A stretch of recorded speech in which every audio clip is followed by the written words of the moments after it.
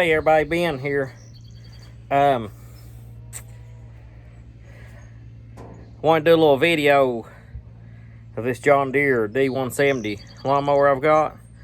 One of my viewers, Ethan, he's a young man kind of getting interested in some lawn mowing and landscaping and that type of stuff. He's also really interested in the school buses and things, and he had asked me about if, you know, what other things, mowers we had besides the Kubota, if anything, and if I wanted to sell them one time, which I have this John Deere and we've had for a while. And I told him, you know, I was interested in keeping it because we still use it. But I think he's recently bought a brand new John Deere. I can't remember what series it is, but he's done some videos on that and everything on his YouTube channel. But I told him that I'd try to do a video on this one ours, so I want to do a little short video of getting it fired up here and mowing a little bit for him. Hopefully he'll enjoy it. Right here it is.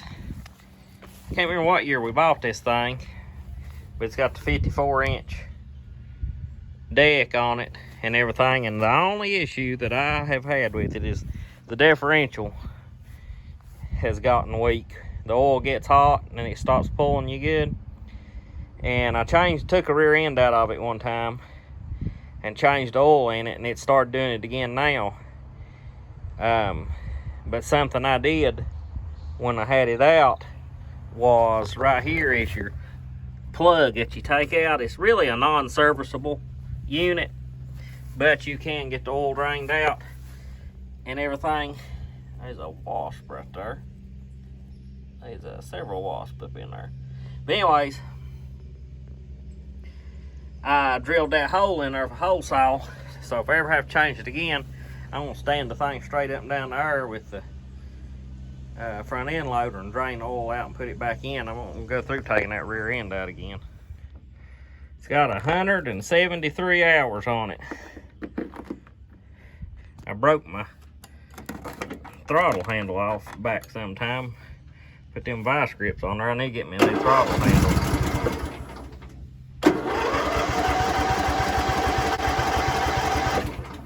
Had to use starting fluid on it the other day because I hadn't had it started in quite a while.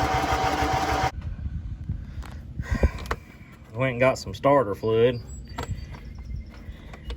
Give it a little shot. See what it does.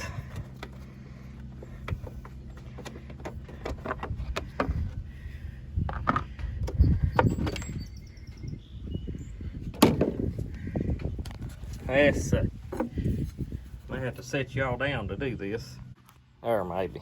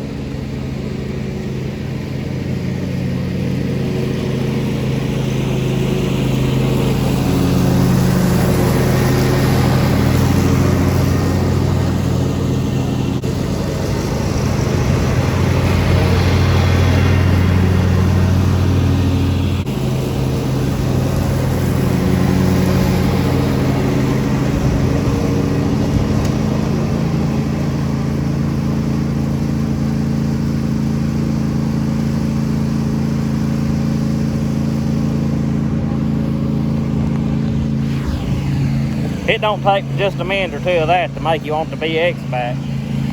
Somebody thinks they're special over here. Well, we went to Rural King today, stocking up on some of our winter service supplies. Got a couple gallons of antifreeze to have on hand. Got 2 cans of brake parts cleaner, 2 cans of carb cleaner, some 10W30 motor oil for the gasoline engines. That's 3 gallon and a quarter, 1.25 gallon jugs in that.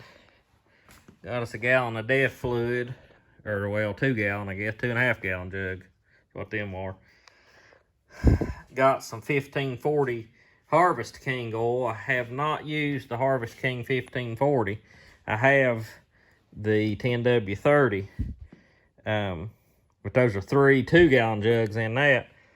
And it's quite a bit cheaper than the 1540. I want to use than the Rotella, I mean, 1540. I got 2 boxes of that, 6 gallon of it, of the Rotella as well.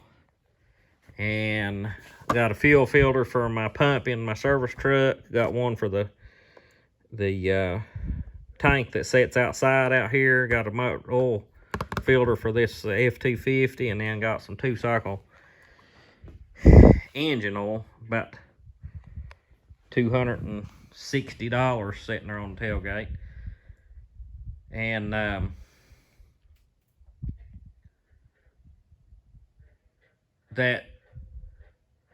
the Harvest King 1540, I'm going to use it, I think, in my older tractors. May use it in my International, too. I believe it's fine. I mean, I don't really worry about it. I'll probably use the Rotella in the Kubotas for right now.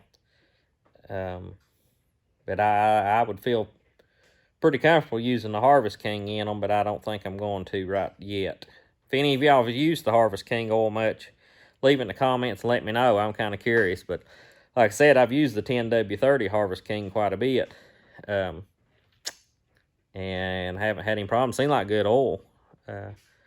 So I'm kind of thinking about switching over to that Harvest King brand. I don't know altogether, because it's the cost savings. It's quite a bit more. But anyways, we got some more stuff coming from Kubota. I ordered from Messicks. We'll get that on here when it comes. Got our filters in. Excuse me, that I'd ordered from Messicks. I tell you, these things are outrageous. There's no sense, in my opinion, in filters costing as much as they do. What I got was these 2 are the hydraulic filters for this M6060. That, I think, is the BX air filter. Here's an air filter for the RTV. Hydrostat filter for the BX. And then the oil filters for the RTV that I have. And the BX is the same thing, or I'm pretty sure they are. I ordered the same for both. Best I remember, that's right. Ordered 3 keychains. One's up in the house on the RTV key. But, and I ordered a t-shirt and a Kubota face mask to wear when we go back to school.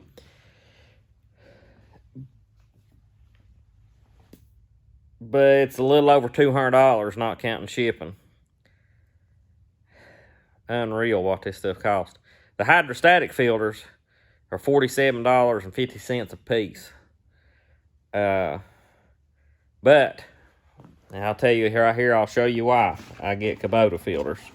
I could probably get cheaper aftermarket filters, but if you ever feel the weight of a Kubota filter, they're heavy. They've got this plastic covering, heavy plastic covering over them to keep anything out, and then you got a big heavy-duty magnet right there to collect any kind of metal shavings. When you change these, you'll find metal stuck to them, and they're a heavy-duty magnet. Just a good overall good filters. Yeah, I mean, they're probably worth the money. as far as over buying an aftermarket fielder, but they are expensive. And as you can tell, I've already got, I think both of these are fuel filters for the M6060, and then I've got plenty of oil filters for it. I already had the hydraulic oil filters, but I always like to have an extra set of those on hand in case I was to puncture one or something, which with the guard I have under there, it's not real likely that would happen now, but without it, it's a very good possibility. But anyways, once we get to doing some service work and stuff this fall, I'll go through it with everybody and explain it. And if anybody needs any part numbers for these filters, just ask me in the comments, and I'll get right back to you as soon as I can and leave you the part number for the filters that I use for Kubota. But go to Messicks if you don't have a local dealer, and of course you have to pay a little bit of shipping. But you can go on there in their parts catalog and find, they got a section called frequently used parts. I think it's called frequently used parts. And then you can select what piece of equipment you're using, and it'll have most of your filter and surface items listed in that category. You can go through and select it. I think you have to set up an account. You might be able to check out as a guest. I've got an account set up. But, you know, it's like an hour and 15, 20 minutes to my local dealer. And by the time we go out there, if we go, you know, just for that, you go out there and you end up getting something to eat and different things, and you end up spending more than what the shipping would cost. I've been buying a lot of my filters and stuff from Messicks the last several years for the Kubota equipment. And then R&L Supply is another good place to check. I believe is the name of them that I've bought some stuff. But support your local dealer if they're close by to you and stuff. I don't have anything real close to me. But anyways, we'll catch back with you later.